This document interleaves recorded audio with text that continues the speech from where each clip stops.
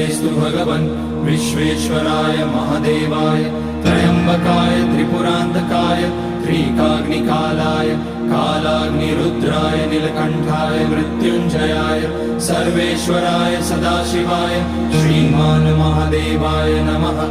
ॐ नमः शम्भवाय च मयोभवाय च नमः शङ्कराय च मयस्कराय च नमः शिवाय च शिवतराय च। ॐ त्र्यम्बकं यजामहे सुगन्धिं पुष्टिवर्धनम् उर्वारुकमिव बन्धनान् मृत्योर्मुक्ष्यमामृतात्।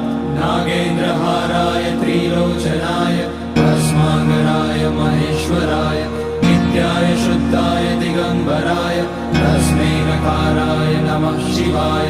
मन्दाकिनी सलिलचन्दन चर्चिताय नन्दीश्वर प्रमथनाथ महेश्वराय मंदार पुष्य